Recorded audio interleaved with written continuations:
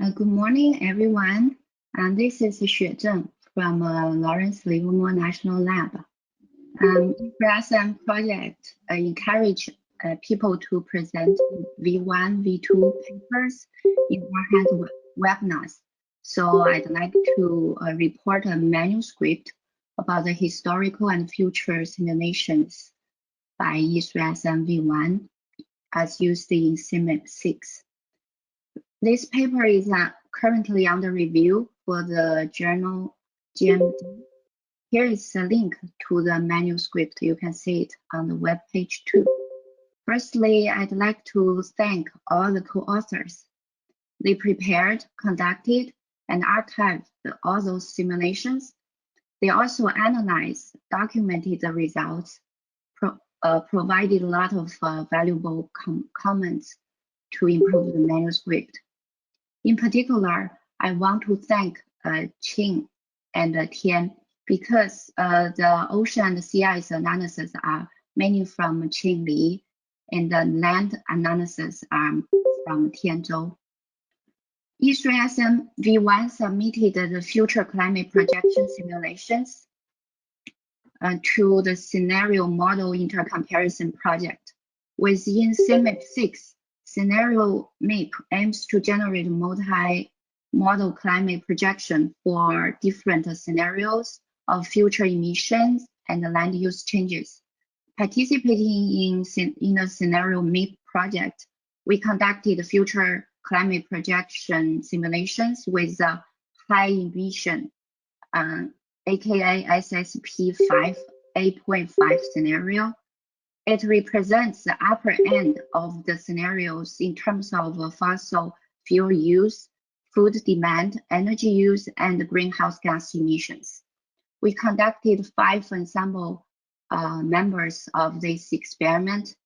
Also, we will include the DAC historical experiment to get a time series from 1850 to 2099. Inspired by the detection and attribution MIP project, we conducted a total of 3 ensemble members of the greenhouse gas only simulations for historical time period and future time period.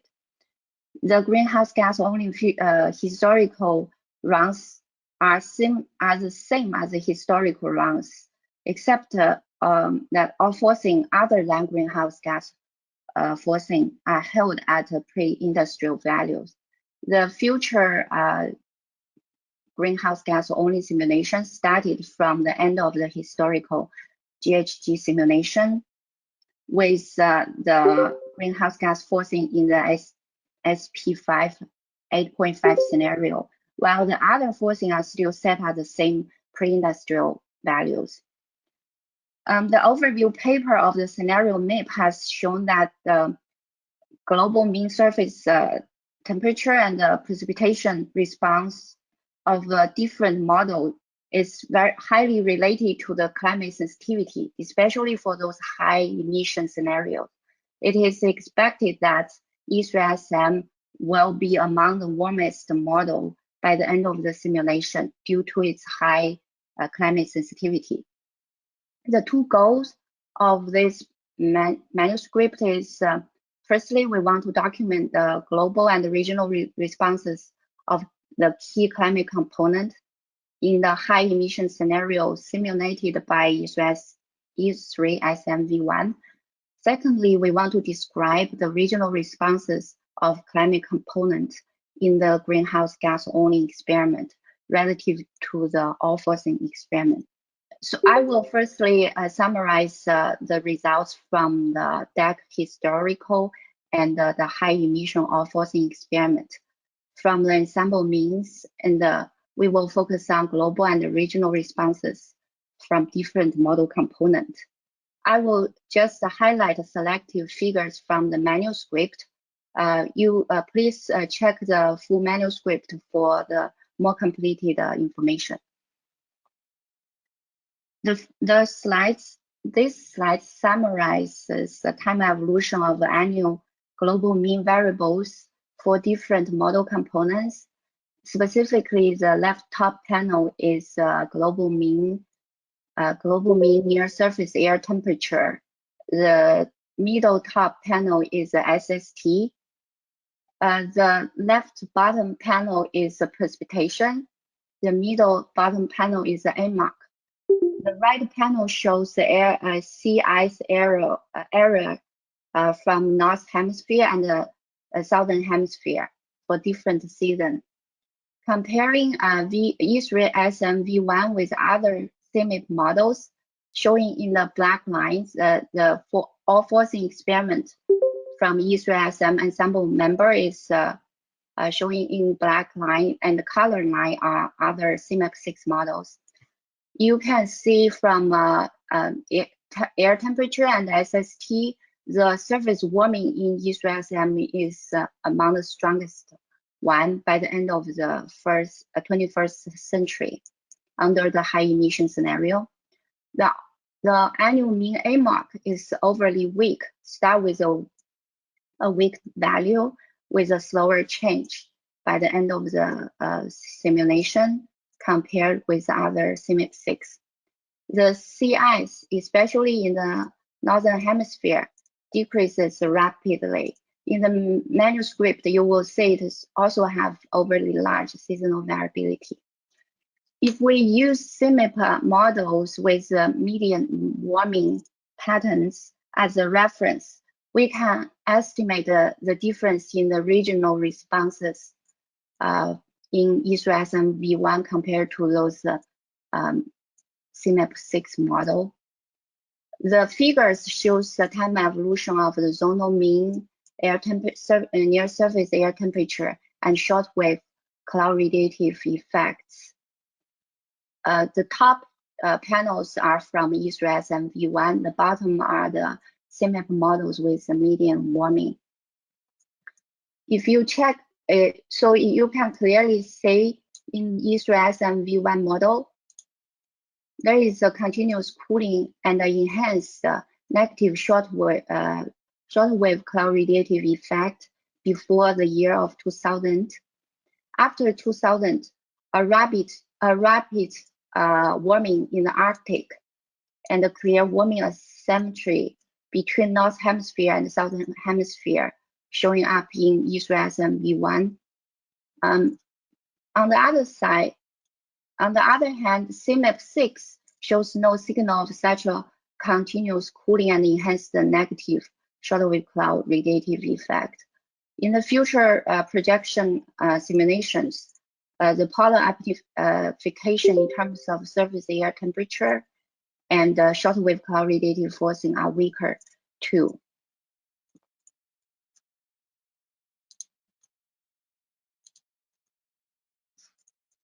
Here is a summary of the changes in ocean variables. The figures shows the difference between the period of the last 30 years of future projection simulation and the last 30 years of the historical simulation. The left panel shows the SST change. The SST increased over 2 degrees everywhere, with local changes larger than 10 degrees, especially in the boreal summer for the high latitude in the Northern Hemisphere. A strong reflection in the Arctic and the North Atlantic. In the North Atlantic are emerging in both seasons, which can be from the atmosphere precipitation and also deep water formations change. The oceanic mixed layer depths shallows over throughout the global ocean. Combine the sea ice change and ocean change, atmosphere responses and cloud amount change, we can see a strong polar amplification in E3SM relative to the CMIP6, other CMIP6 models. Here I'm showing the global pattern of changes in the precipitation and the land runoffs. The top panel is last 30 years of the future projection simulation. The middle panel is a historical run.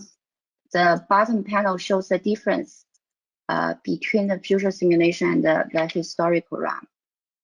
In the warmer climate, the tropics ITCZ shows all strength rain bands, while the precipitation in Amazon and Central America is reduced.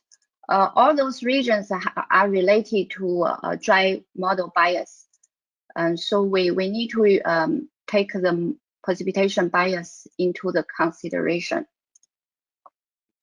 The major drying regions in the middle and high latitude are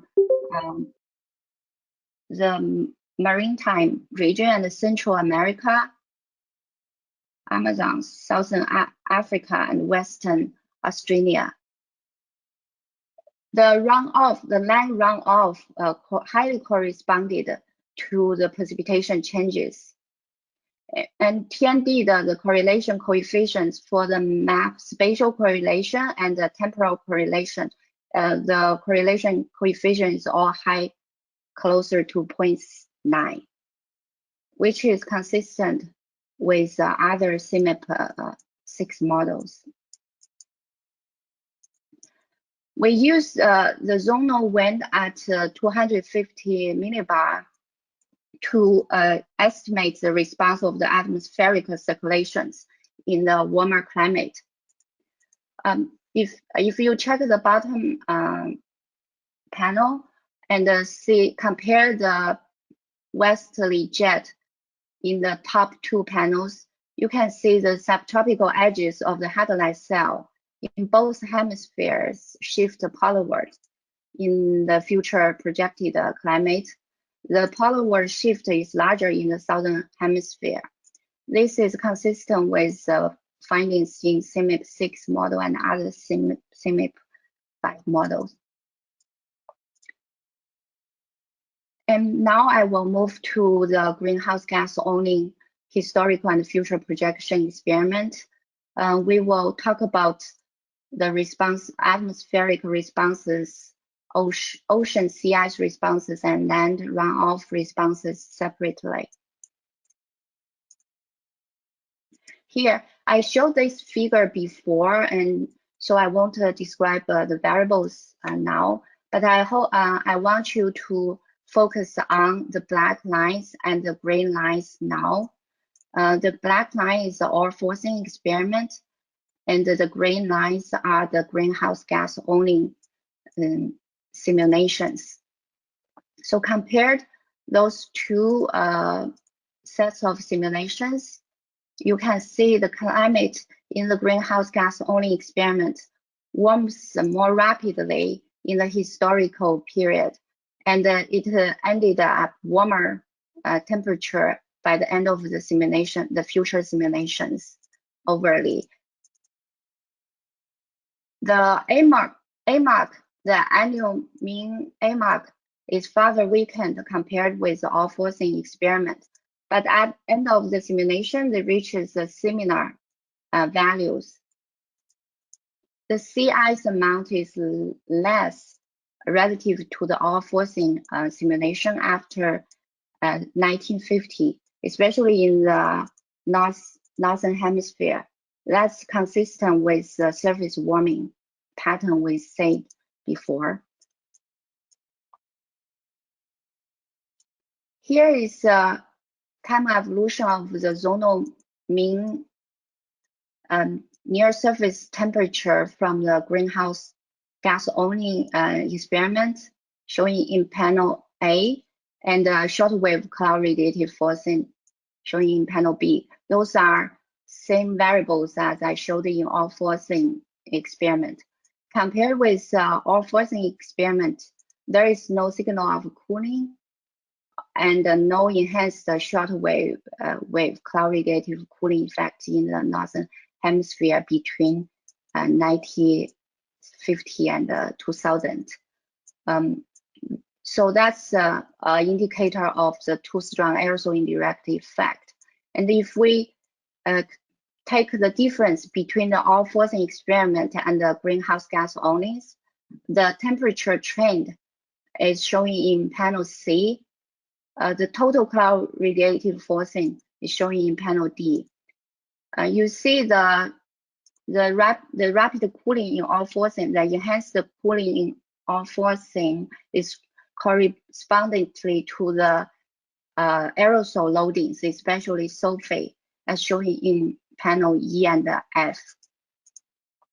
And the strong negative cloud radiative forcing are consistent with aerosol loading too. But after 2000 year, when the aerosol loading is decreased, you see a positive temperature trend in all forcing experiment compared to the greenhouse gas only. We think that's a transient warming due to the unmasking of the aerosol effect, because the decline of the aerosol loading, and that makes the temperature warming faster in all forcing simulation. We did a t-test to see the significance level between those two sets of experiments. As you can see, the enhanced cooling in the temperature trend is more significant than the rapid warming. But in the Northern Hemisphere, for the first half of 21st century, a lot of regions are still significant. The warming is still significant. This slide shows ocean responses, the difference between the all forcing experiment and the greenhouse gas only experiment. The left panels are the ocean changes, the global pattern for two experiments. At first look, you see the SST, the top panel shows the SST change between all forcing and the greenhouse gas only. You see the general pattern are pretty similar. And then we did the difference, the global distribution of the difference between those two differences, and did a t-test to see the significance in the difference. We did the same thing for sea surface salinity, showing in the bottom panel.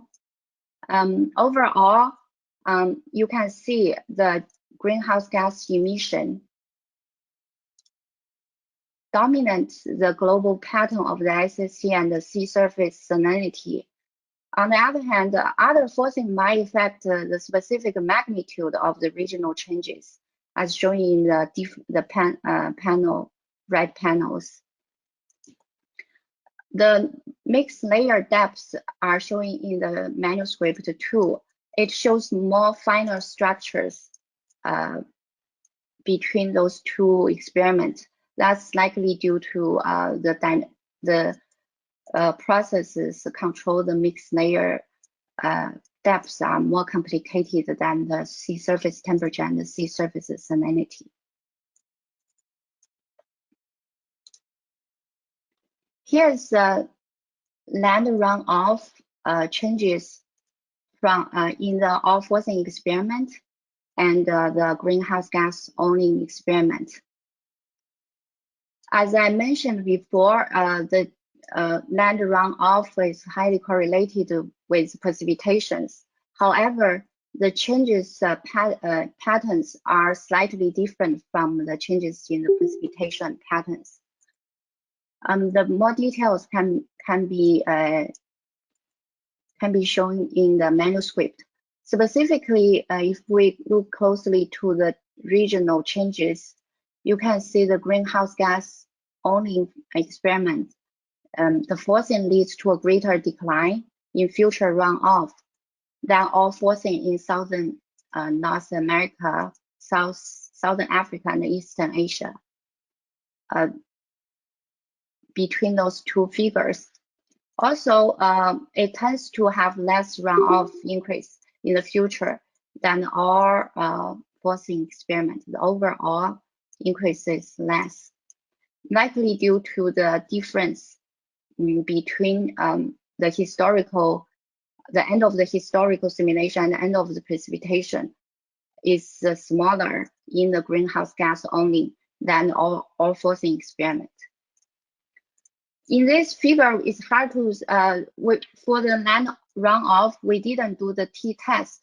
Instead, Tian did another test for the time evolution of the runoff at each grid cells.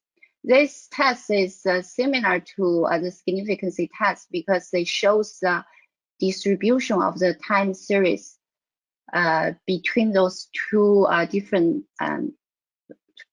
the time period for those two different experiments.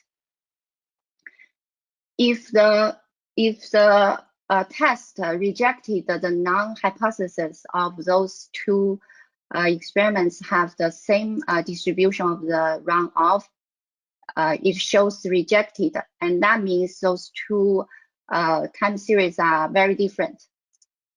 If the non-hypothesis cannot be rejected, which means those two time series will be similar. The top panel shows the t-test results for the historical period. It's for all forcing and greenhouse gas only.